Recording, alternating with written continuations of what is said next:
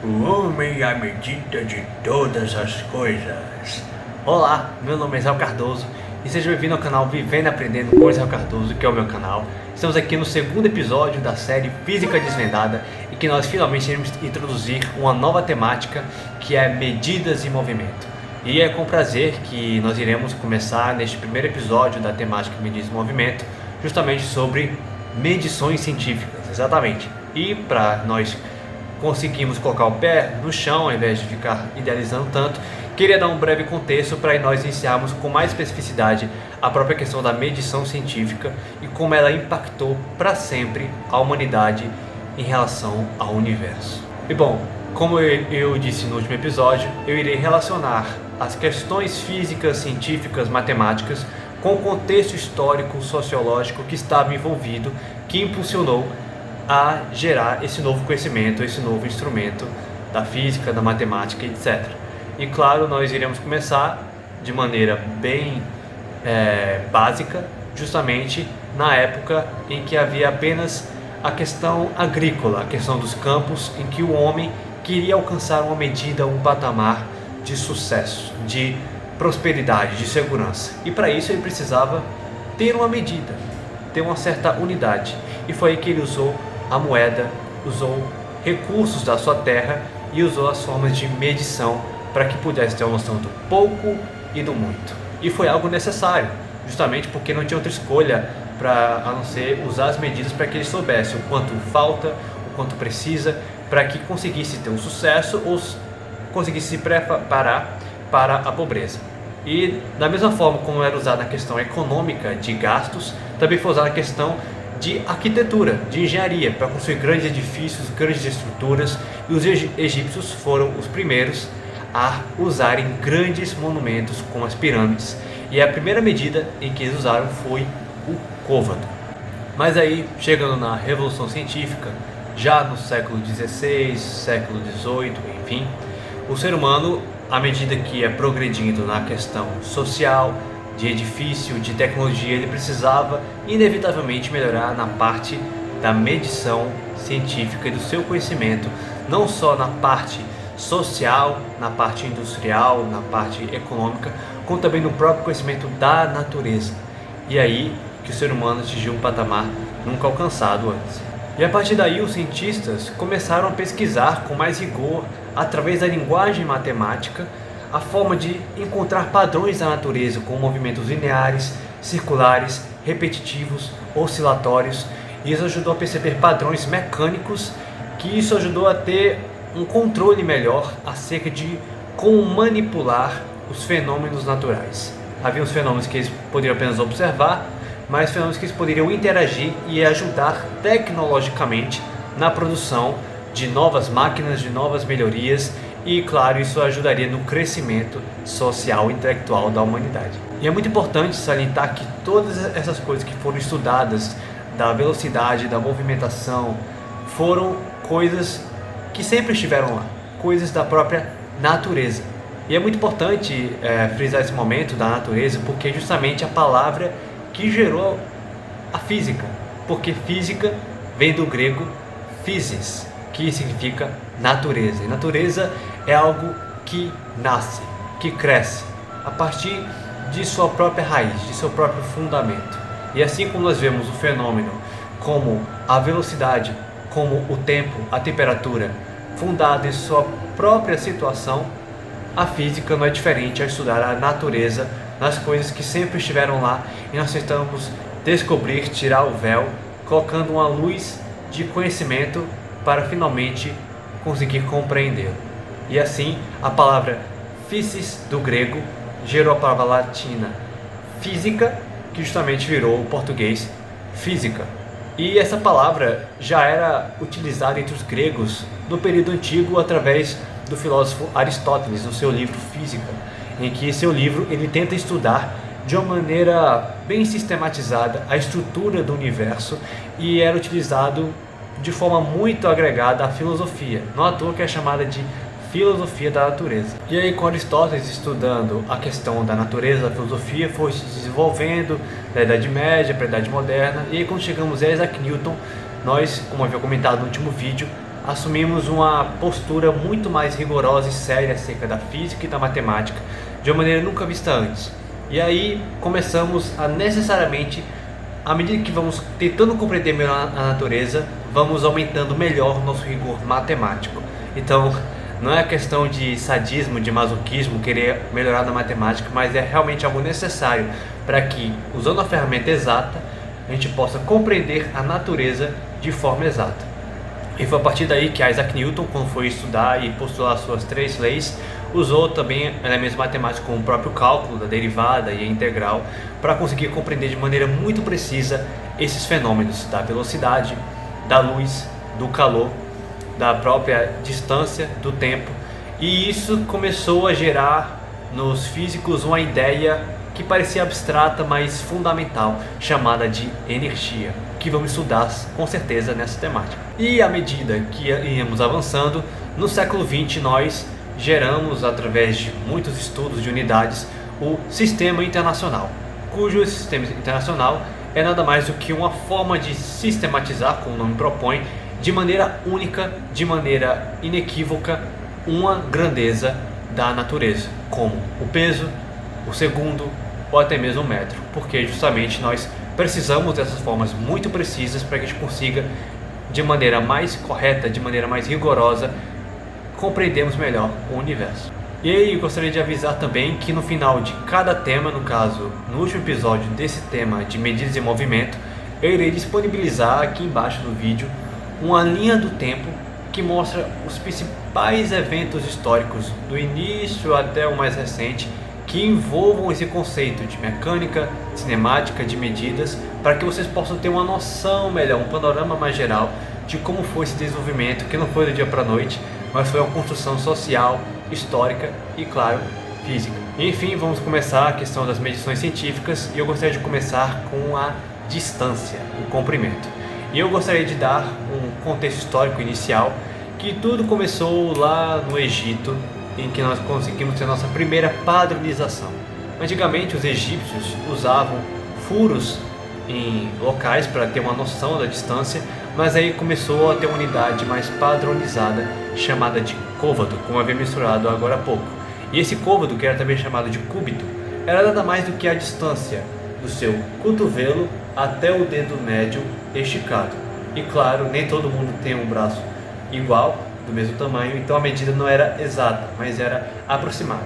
Aqui está uma foto que mostra um pouco da noção que envolve côvado, palmos, e tinha essa relação de medidas, apesar de não ser matematicamente precisa, o nome em si era muito disseminado e compartilhado. Mas aí, inevitavelmente, como os egípcios iam evoluindo nas suas grandes construções, como a pirâmide de Gizé, eles precisavam atingir uma forma de sistematização de côvado mais precisa. E o côvado foi chamado de côvado real, e que ele tinha, apesar de ser uma margem de erro curta, era muito próximo, entre 523 a 529 milímetros.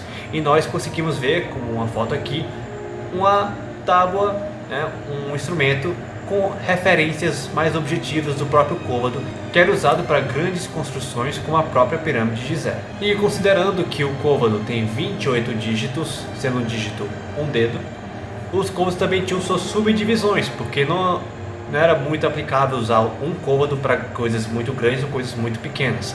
E é por isso que eles tinham medidas menores, subdivisões, como os palmos, que eram 4 dedos, a mão, que era 5 dedos, 5 dígitos. Também tinham os pequenos palmos, que eram 12, grandes palmos, que eram 14 dígitos. Também tinham os seres, que eram 16 dígitos, que são valores próximos assim de um côvado, que seria o 28. Mas também nós temos grandes medidas que são usadas mais para campos, como o cat e o áter. E não só os egípcios usavam, como também os assírios no século VIII a.C. usavam frequentemente o próprio côvado, e os hebreus. E não é à toa que nós vemos muitas vezes no Antigo Testamento, como em Êxodo, questões da construção do tabernáculo usando o côvado como referência. Eu vou citar aqui ao lado um versículo que mostra um pequeno de vários exemplos usando o côvado. E prosseguindo a questão das distâncias, não pude deixar de comentar sobre a Grécia Antiga, e eu vou comentar um dos grandes matemáticos geógrafos que já existiu na Idade Antiga, chamado de Eratóstenes. E Eratóstenes, por mais incrível que pareça, entre os seus contemporâneos é chamado de Beta. Beta. Pois é. Por quê? Porque, segundo os amigos dele, ele era considerado o segundo lugar em muitas coisas, como matemática, geografia, atletismo, luta livre, corrida, e por isso ele é chamado de Beta entre os seus amigos. Mas a gente vai ver que o Beta não foi mogado, sobrou algo pro Beta. E Eratóstenes era um rapaz com conhecimento e talento muito exemplar, tanto que ele foi um dos primeiros bibliotecários da maior biblioteca do mundo, chamado Moseion, a Biblioteca de Alexandria. E Eratóstenes tinha uma reputação tão exemplar que Arquimedes fez uma obra especial dedicando para ele, chamado de O Método dos Teoremas Mecânicos. E ainda mais, como um geógrafo, ele conseguiu fundamentar duas coisas fenomenais.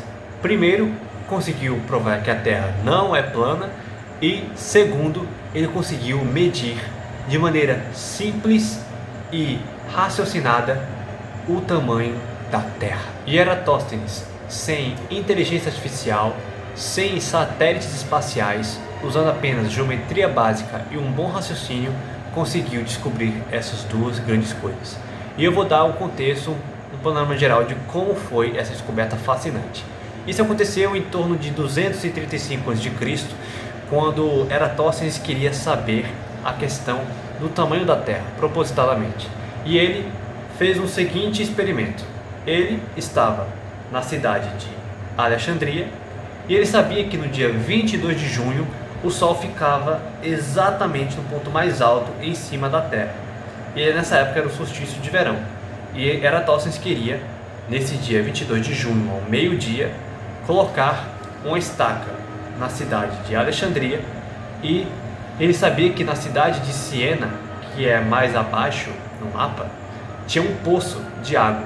E nesse poço de água, no meio-dia, o Sol ficava exatamente em cima desse poço. E ele sabia que, por estar exatamente em cima do poço, o reflexo da luz poderia cair diretamente no centro da Terra. E se a Terra fosse plana, o centro bateria não só na cidade de Siena, como em todas as cidades ao mesmo tempo, pois o raio do Sol cairia em linha reta em qualquer lugar e não haveria sombra alguma. Da mesma forma, a estaca que Eratóstenes colocou em Alexandria, lá no norte, também teria o mínimo de sombra possível, pois o Sol estaria exatamente perpendicular, ou seja, reto, bem em cima da estaca. Mas Eratóstenes, como foi medir exatamente neste dia 22 de junho, quando estava em Alexandria, ele percebeu que, na verdade, a estaca tinha 1/8 de sombra. E como era possível? A única medida possível era que, na verdade, havia uma curvatura no planeta. E aí Eratóstenes pegou esse 1/8 que tinha de sombra e viu que a medida que tinha entre a sombra com a parte de cima era de 7,1 graus, que era justamente, seguindo uma proporção, o grau que tinha entre a cidade de Alexandria e Siena, 7,1 graus. E como nós sabemos, um ciclo tem no total 360 graus. E Eratóstenes já havia calculado a distância entre Alexandria e Siena por conta de muitas pessoas já terem percorrido esse local durante a história. Ele sabia que tinha a medida em média de 800 quilômetros de distância. E já que na época não usava quilômetro, ele usou estádio, um estádio de arena, estádio de esportes, que no caso era o estádio de Atena, que tinha aproximadamente 300 côvados. E ele, sabendo que a distância era justamente de 5.000 estádios, ele tinha que multiplicar 7,1 graus vezes 50 para que desse 360 graus. Dessa forma, ele pegou os 5.000 estádios, que era a distância entre Alexandria e Siena, e multiplicou por 50 para que desse o tamanho total.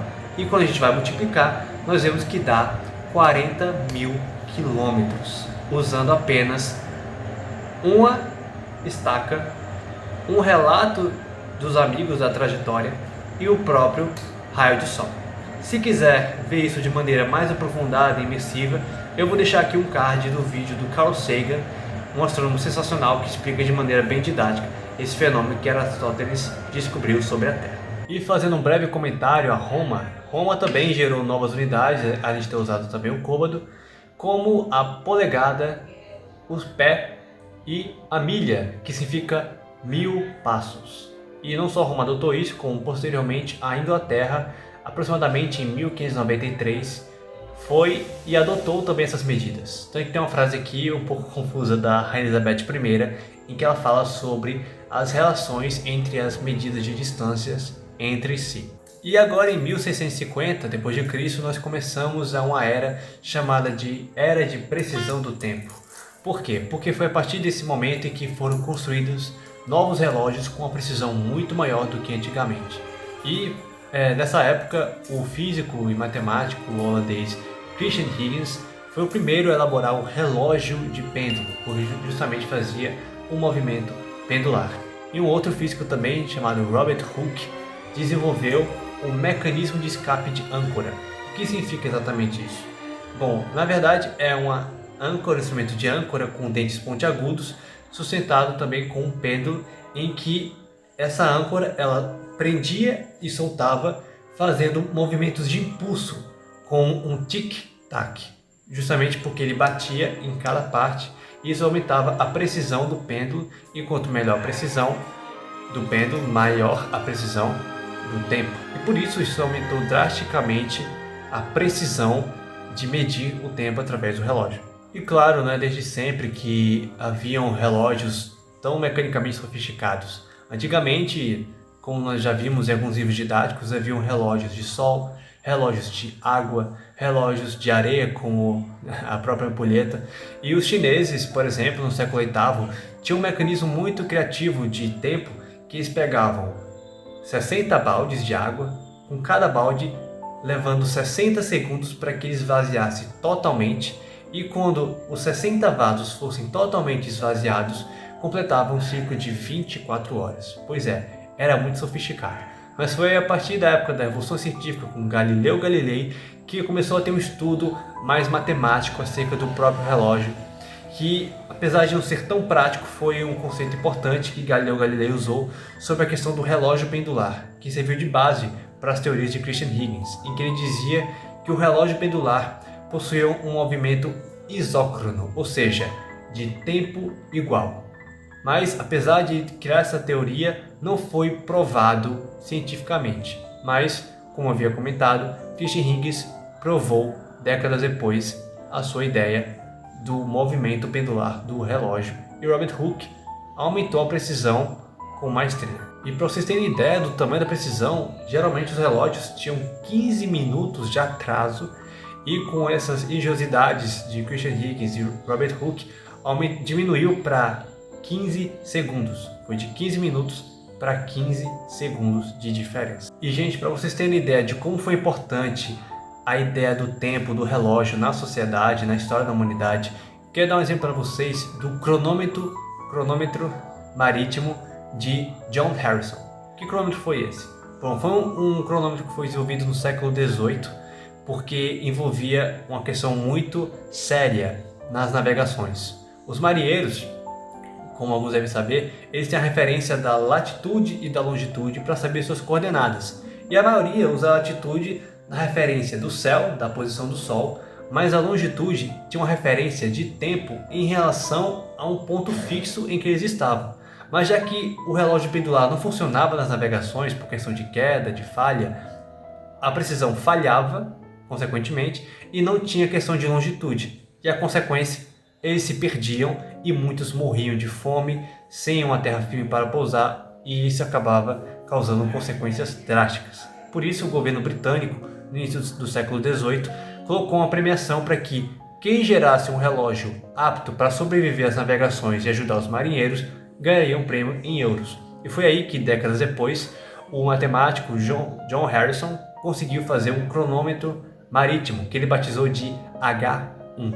E para vocês terem ideia de como deu certo, ele testou uma viagem da Inglaterra até Portugal e, felizmente, todos conseguiram ter uma precisão exata da latitude e longitude da sua localização. E aqui está uma foto, continuo mostrando aqui, que mostra um pouco da estrutura, em que ele tinha uma roda que balançava e molas que ajudavam tanto na dilatação como na compressão nesses ambientes extremos de temperatura. Isso foi perfeito para que os marinheiros conseguissem sobreviver às navegações, e isso ajudou consequentemente também na própria engenharia, na própria forma de lidar com os problemas que a natureza causava para a gente há muito tempo atrás. E prosseguindo com a evolução da tecnologia do relógio, em 1930 foi gerado o primeiro relógio pendular com corrente elétrica, que aumentou drasticamente a precisão do movimento pendular para 1 segundo.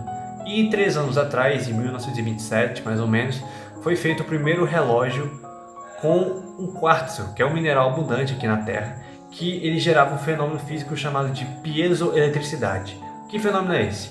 Resumidamente, porque vamos explicar mais lá na frente na série, piezoeletricidade é um fenômeno que acontece quando um cristal ele é deformado, vergado, comprimido, e por conta dessa vergadura ele acaba causando correntes elétricas, voltagens, e essas voltagens causam vibrações, e essas vibrações afetam na movimentação, que nesse caso do relógio, é a movimentação dos ponteiros das horas, dos minutos e dos segundos. Esse fenômeno, que é muito mais complexo, porém muito mais avançado, aumentou drasticamente a precisão. E não termina por aí. Para fechar com chave de ouro a nossa evolução do relógio, nós temos nos anos 50 o desenvolvimento do relógio atômico. E esse átomo, no caso atômico, é o isótopo de Césio 133. E gente, a precisão do relógio atômico é muito grande, porque pense comigo, se quanto menor um pêndulo, maior a precisão, e quanto mais rápido e mais isócrono ele bater, mais preciso é o segundo, imagina como é preciso esse relógio atômico. Para vocês terem ideia, o isótopo de Césio 133, ele vibra por segundo 9 bilhões 192 milhões 631 mil e 770 vibrações por segundo. E, cara, isso aí é extremamente preciso, a gente não consegue conceber o nível de precisão disso. E é por isso que o relógio atômico do Césio ficou no top 1 na linha de chegada, vencendo com certeza, porque por conta dessa alta vibração em curtíssimo prazo de tempo, que é 1 segundo, serviu como referência constante para que a gente definisse o próprio segundo em si. E claro, temos outras referências, como vamos citar nesse vídeo mesmo, a própria velocidade da luz constante no vácuo.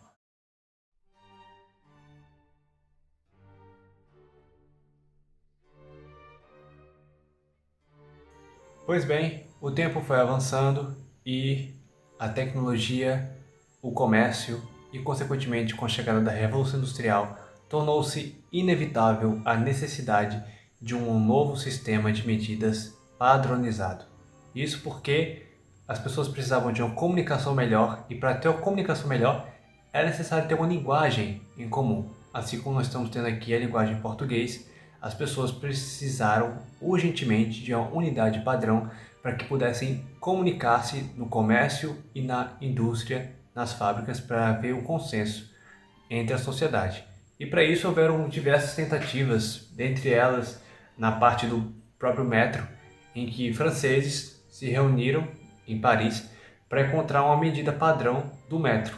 E uma delas foi acreditando que o metro seria a distância 10ª-milionésima entre a linha do Equador até o Polo Norte. E o 10º-milionésimo, ou seja, um pedaço de 10 milhões dessa distância, seria o próprio metro. Porém, o rei Luís XIV, na época, que era o rei, não achou uma boa ideia porque ele não queria investir a fundo nessas pesquisas científicas, mas sim na sua parte econômica do seu próprio reinado em seu período. Porém, inevitavelmente, cerca de décadas depois, após o auge da Revolução Francesa, os franceses se reuniram e realmente investiram mais a fundo tanto no metro como no próprio quilograma padrão. E tentaram estabelecer mudanças com padronizações acerca também da massa, da própria área, do volume, usando também, sendo esse o metro, uma barra de platina.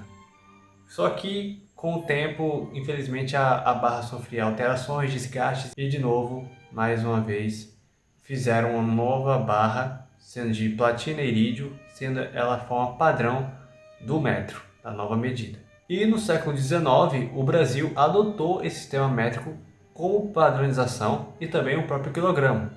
E aí, nós, posteriormente, como fomos avançando, no século XX chegamos em um patamar de calibração de precisão de medidas bem inovador. Foi daí que, iniciado em 1948 e terminado em 1960, começa a reunião da Conferência de Pesos e Medidas em Paris e começou a se introduzir finalmente o Sistema Internacional de Unidades. E foi a partir daí que começamos a ter um rigor de medidas muito mais utilizado entre as comunidades em comum e aplicado com fundamentos bem mais precisos baseados na natureza. E aí no século XIX, 1832, o físico matemático alemão Karl Gauss diz ser necessário fazer uma padronização de medidas para a massa, o comprimento e o tempo. E posteriormente foi chamado essa sigla pela SI de MKS, sendo MKS o M o metro, o K o quilo e o S o segundo. E posteriormente, no mesmo século XIX, físicos britânicos fazem um novo sistema que é a base, o formador desse MKS, chama de CGS, sendo o CGS o centímetro, o C, o G a grama, que gera o quilograma, e S o próprio segundo, sendo uma tríade padronizada para a gente conseguir mensurar o comprimento, a massa e o tempo. E eu coloquei aqui duas tabelas, e uma delas mostra as unidades internacionais usadas para temperatura, para comprimento, para peso, e eu coloquei também os prefixos que são usados para coisas micro, bem pequenas, até o macro, gigantes, gigantescas, como o tamanho de um grão de areia até o tamanho de um trem de carga, de uma van, de um carro. Até porque ninguém iria medir o tamanho de uma rua em centímetros e ninguém iria medir um pedaço de grão de arroz em quilômetros. Seria muito complicado. Por isso que eles formaram esses prefixos para situações específicas para facilitar a medição. Tanto que uma medida que é gigantesca, que é usada na física, é a unidade astronômica, que é a distância média entre a Terra e o Sol, que é mais de 140 milhões de quilômetros, aproximadamente 149,6 milhões de quilômetros de distância. Então imagina usar isso num GPS, não teria condição. Mas para fazer medições entre planetas e estrelas, a unidade astronômica é amplamente utilizada. Tanto que em distâncias maiores entre galáxias, nós usamos a medida do ano-luz, que é a distância que a velocidade da luz no vácuo percorreria em um ano.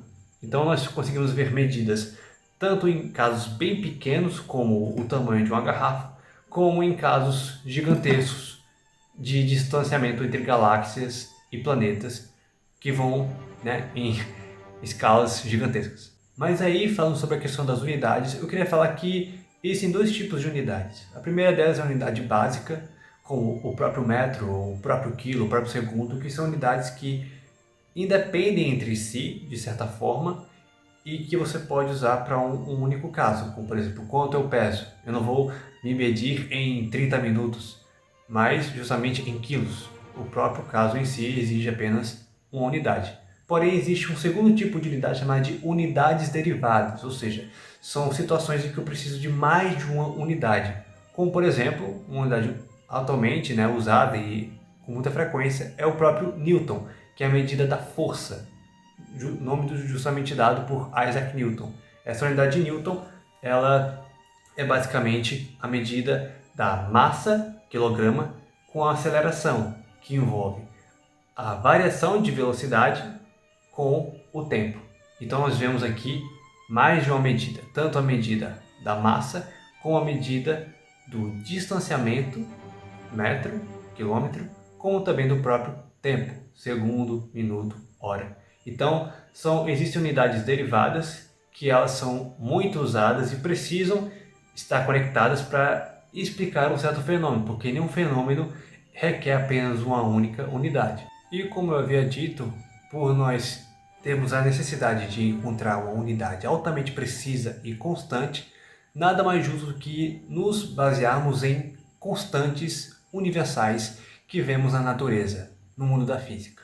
E um dos exemplos que eu gostaria de dar é acerca de como o quilograma se tornou altamente preciso. Porque antigamente o quilograma ele era baseado em algo físico, chamado de IPK. Ele era uma coisa minúscula de 4 centímetros, que era definido como o quilograma padrão, só que sofria por muitos desajustes, desgaste do material, assim como o metro sofria com aquela barra de platino e irídio, o quilograma também, o IPK também, era vítima dessa degradação física. Por isso que acharam necessário os físicos, cientistas encontrarem uma constante de medida baseado em algo justamente estável, fixo, que possa acontecer em qualquer lugar do universo esse valor e que não possa ser alterado. Bom, e eu gostaria de citar o exemplo de um físico britânico, um meteorologista, que estuda essas questões da mensuração de medidas de unidades, chamado Brian Keeble.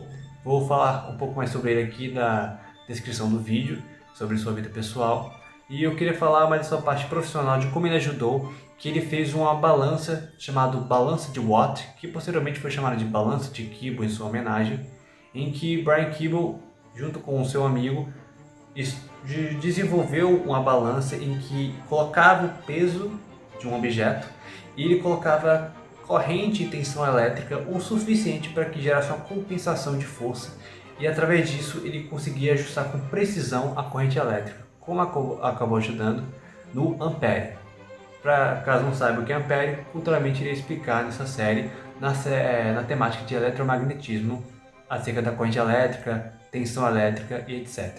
Bom, prosseguindo, o Brian Keeble conseguiu encontrar essa precisão da corrente elétrica e ele descobriu que também poderia encontrar com precisão o próprio quilograma. E por isso ele se baseou tanto na parte da corrente elétrica como do próprio peso, uma constante chamada constante de Planck, nome dado em homenagem ao físico Max Planck, que esse físico abriu as cortinas do mundo quântico, e através dessa constante nós conseguimos nos basear em quantidades de energia minúsculas, quantitativas, que por isso que chama de quântico, e essa constante universal conseguiu servir como uma precisão certíssima para achar o quilograma. E futuramente, para encontrarmos também o metro, nos baseamos na constante da velocidade da luz no vácuo, que é, de acordo com nossos cálculos, 299.792.458 metros por segundo. E claro, isso também serviu como referência para o próprio segundo em si e para o metro, em que nós dividimos 1 por essa velocidade da luz no vácuo. E basear nessas constantes universais foi algo genial, tremendo, porque diferente de coisas físicas, materiais, que acabam se degradando com o tempo, nós nos baseamos em coisas constantes, como a própria luz, a própria energia, e esses fenômenos em qualquer lugar da história, em qualquer momento, em qualquer situação, sempre irá acontecer. E sempre aconteceu, desde o início até o fim do universo. Esses fenômenos se tornaram a base do universo e futuramente chegou até nós usamos como base das medidas e unidades.